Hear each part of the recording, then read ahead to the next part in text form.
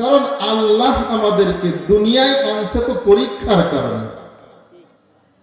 আল্লাহ পরীক্ষা দেওয়ার কারণেই বান্দাকে দুনিয়ায় পাঠাইছে। দুনিয়ায় বান্দা পরীক্ষা দিবে, পরীক্ষায় উত্তীর্ণ হবে, ফলাফল দিবে হাসরের ময়দানে।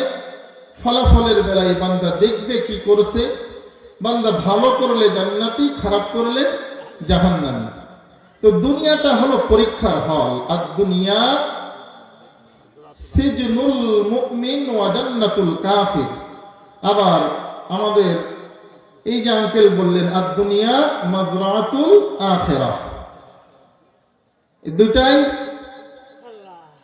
আল্লাহর হাবিবের ঘোষণা। তো দুনিয়াটা হলো আর দুনিয়া মাজরাতুল আখিরাহ, দুনিয়াটা হলো আখিরাতের ক্ষেত স্বরূপ। এই দুনিয়া থেকে আমরা যেটা কামাই করে নিয়ে যাব তার কিঞ্চিত পরিমাণ বাজান, কিঞ্চিত পরিমাণ আল্লাহ কিতাবের মধ্যে এদিক ওদিক করবেন না।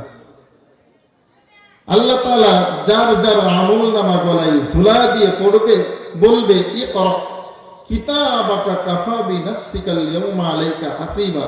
বান্দা পড়া দেখো কোথায় কি করছো, সব এই কিতাবের মধ্যে আছে, তোমার এই আমল নামার মধ্যে আছে। বান্দা পড়বে আর আফসোস করবে, ইয়া লাইতানি ইয়া ওয়াইলাতানা মা লিহাদাল কিতাব লা ইউগাদিরু সাগীরাতান ওয়ালা কাবীরাতান ইল্লা আহসাহা। ও মালিক, এটা আবার কেমন কিতাব যার মধ্যে জাররা থেকে জাররা পরিমাণ গুনাহ করছি সেটাও লেখা আছে, জাররা থেকে জাররা পরিমাণ নেকি করেছি রে মালিক, এই কিতাবের মধ্যে সেটাও লেখা আছে।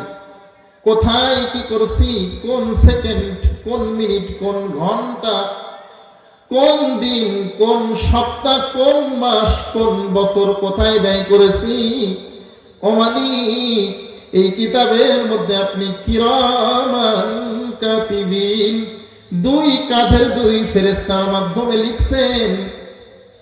আমরা মনে করতাম হয়তো কিছু কম বেশ হতেও পারে, এত সূক্ষ্মভাবে ফেরেশতারা কেমনে লিখছে। ইয়া লাইতানি, হায় আফসোস, হায় আফসোস।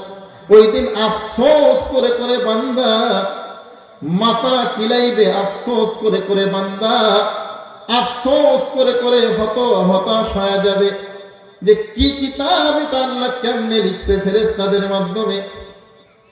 তো বান্দা, রাজবাড়ী এলাকার যুবক ভাই, বৃদ্ধা বাবাজি, পর্দার মা, অবন, সংক্ষিপ্ত সময় আলোচনা করব। আলোচনা করতে গিয়ে পবিত্র কালামুল্লাহ শরীফের দুইটি আয়াতে কারিমা তেলাওয়াত করেছি। তেলাওয়াতকৃত আয়াত পয়গম্বর রাসূল আরবি সাল্লাল্লাহু আলাইহি ওয়াসাল্লামের অসংখ্য অগণিত হাদিসে পাক থেকে ছোট্ট একটি হাদিস পাঠ করেছি কবরের মধ্যে কি হবে এ সম্পর্কে। আয়াত ও হাদিসকে সামনে রেখে আল্লাহ তাআলা যদি তৌফিক দান করেন সংক্ষিপ্ত সময় আলোচনা করব। আল্লাহ তাআলা সকলকে আলোচনা মনের কান দিয়ে শ্রবণ করার তৌফিক দান করুক। সকলে বলি আমিন। আমার আল্লাহ পবিত্র কিতাবের মধ্যে আল্লাহ তাআলা কুরআনুল কারীমের মধ্যে বলেন, সূরা তাহা একটা নয়, দুইটা নয়, আল্লাহ তাআলা 114টা সূরা কুরআনুল কারীমের মধ্যে নাযিল করেছে। তার মধ্যে সূরা তাহার থেকে একটা আয়াত তেলাওয়াত করেছে। আয়াতটা আপনারা সকলেই জানেন, সকলের মুখস্থ আয়াত। আপনারা বলবেন যে এত সহজ আয়াত হুজুর কেন তেলাওয়াত করলো? একজন হজে গেছে, হজে যাওয়ার পর সবকিছু আরবের মানুষ আরবিতে বলতেছে, আজানও তো আরবিতে দেয়, ঠিক কিনা? তো আজানটা শুনতে শুনতে শুনতে শুনতে এত পরিচিত হয়ে গেছে, বান্দা বাংলাদেশে এসে বলতেছে মক্কায় গেলাম হজ করতে, শুধু আজানটাই দেখলাম বাংলায় দিচ্ছে আর সব আরবি। তো আজান শুনতে শুনতে শুনতে শুনতে কেমন যেন আজানটা বাংলার মতো হয়ে গেছে, ঠিক কিনা? তো আমরা আমাদের সমাজে মৃত্যু ব্যক্তিকে, মাইয়াতকে মাটি দিতে দিতে দিতে দিতে এই মিনহা খলাকনাকুম মাটি হাতে নিয়ে পড়তে পড়তে কেমন যেন আয়াত, এই আয়াতটাই বাংলা হয়ে গেছে। আমি কোরআনের অন্য আয়াত তেলাওয়াত করলে আপনাদের কাছে মনে হবে যে এটা মনে হয় হুজুর আরবিতে বলছে, আর এই মিনহা খলাকনাকুম আপনাদের মনে হয় এটা একটা দোয়া, বাংলা দোয়া, কিন্তু না, এটা সূরা তাহা একটা আয়াত। আল্লাহ তাআলা এই আয়াতের মধ্যে কি বলে? অনেকে আমরা হাতে মাটি নিয়ে কবরের মধ্যে দিয়ে দিই, কিন্তু আয়াতের মধ্যে আল্লাহ কি বলে এটা কয়জন জানি? অনেকেই জানি না। আল্লাহ তাআলা বলেন, বান্দা মিনহা খলাকনাকুম, আমি আল্লাহ বান্দা তোমাদেরকে মাটির থেকে সৃষ্টি করেছি। মাটির থেকে। আমরা কিসের তৈরি? মাটির তৈরি নাকি নূরের? ফেরেশতারা কিসের তৈরি? নূরের তৈরি। আর বান্দারা কিসের তৈরি? বান্দারা, আল্লাহর বান্দারা, আশরাফুল মাখলুকাত বনি আদম মাটির তৈরি।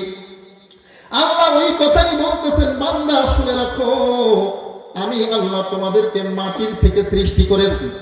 ওয়াফিহা নুঈদুকুম, আমি আল্লাহ তোমাদেরকে ওই মাটির মধ্যে আবার ঢুকায় দিব। ওয়া মিনহা নুখরিজুকুম তারাতান উখরা, ওরে বান্দা মাটির মধ্যে ঢুকায় দেওয়া পর্যন্ত যদি শেষ হয়ে যাইতো, কোনো টেনশন আর পেরেশানি ছিল না। মাটির মধ্যে স্বজনেরা রেখে আসতো, মাটির সাথে মিশে যাইতাম, পোকামাকড়ে খেয়ে নিত, ওই মাটি আমাদেরকে গ্রাস করে ফেলতো, মাটিতে খেয়ে নিত। কিন্তু না না, আমার আল্লাহ বলেন, ওয়ামিনহা নুখরিজুকুম তারাতান উখরা, বান্দারে তোদেরকে আমি আল্লাহ আবার ওই মাটির মধ্য থেকে বাহির করব। বাহির করা পর্যন্ত শেষ নয়, আমি আল্লাহর বিচারের কাঠ গড়াই তোদেরকে দাঁড় করাইব। ওরে বান্দা, আমি আল্লাহ তোদেরকে বিচারের কাঠ গড়াই দাঁড়াইয়া দুনিয়ার জমিনের কোন সময়টা কোথায় ব্যয় করেছো? আমি আল্লাহ তোমাকে নির্দিষ্ট একটা হায়াত দান করেছিলাম, 50, 60, 70, 80 বছরের হায়াতের জিন্দেগি কোথায় কাটায়ছো বান্দা? হিসাব দাও, এরপর জান্নাত জাহান্নামের ফয়সালা হবে। ও বান্দা, ওরে যুবক ভাই, বৃদ্ধা বাবাজি, আল্লাহর গোলাম, পর্দার আলের মা বোন, আল্লাহর কাঠ গড়াই দাঁড়ায়া হিসাব দিতে গেলে আমরা হিসাব দিতে পারবো? একটা কবিরা গুনাহের জন্য যদি 7000 বছর জাহান্নামের আগুনে জ্বলতে হয়, ওরে বান্দা দুনিয়ার আগুন নরমাল আগুন, দুনিয়ার আগুন হাতে লাগলে হাত পুড়ে যায়, পায়ে লাগলে পাও পুড়ে যায়। ওরে বান্দা, জাহান্নামের আগুন এত কঠিন, পায়ের মধ্যে যদি লাগে ওই তাপে পুরা শরীরটা পুড়ে তামা হয়ে যাবে, পুড়ে ভুনা ভুনা হয়ে যাবে। আল্লাহু আকবার। জাহান্নামের আগুন এত কঠিন আগুন, একটা কবিরা গুনাহের জন্য 7000 বছর এই আগুনের আযাব ভোগ করতে হবে। আল্লাহু আকবার। এক ওয়াক্ত নামাজ কাজা করলে কিতাবের মধ্যে লেখা হয় 1 হুব্বা পরিমাণ দোজখের আগুন, 1 হুব্বা পরিমাণ জাহান্নামের আগুন বান্দা বান্দিকে ভোগ করতে হবে। 1 হুব্বা পরিমাণ কত? মুফাসসিরিনে কেরাম 1 হুব্বার বিশ্লেষণ করে দেখলো, বিজ্ঞানীগণ 1 হুব্বার বিশ্লেষণ করে দেখলো, জাহান্নামের 1 হুব্বা পরিমাণ হলো দুনিয়ার বছরের 2,88,00,000 বছর। আল্লাহু আকবার। কোথায়? 2,88,00,000 বছর। 2,88,00,000 এইখানে বসে যদি গুনতে থাকেন, আজকে রাত্রে গুনে শেষ করতে পারবেন? 2-5 দিনে এই কনকনে শীতের মধ্যে আপনার জবান দিয়ে ফেনা কেটে যাবে, বলবে হুজুর আমি আর পারলাম না, থাক, আল্লাহর গণনা আল্লাহর কাছে থাক, আমি আল্লাহর কাছে ক্ষমা চাই, আল্লাহ যেন আমাকে মাফ করে দেয়, ঠিক কিনা? তো আল্লাহর কাছে ক্ষমা চাইতে হবে।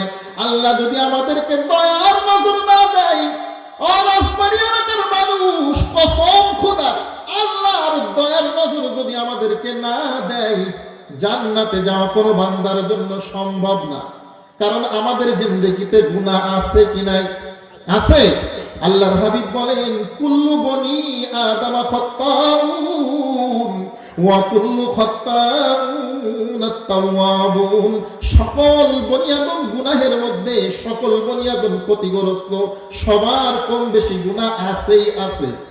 কিন্তু গুনাহগার বনি আদমের মধ্যে উত্তম বনি আদম ওই বনি আদম যে বনি আদম গুনাহ করে আবার দুফোঁটা চোখের পানি ফেলে দুহাত তুলে মালিকের কাছে দোয়া করে, মালিক রে,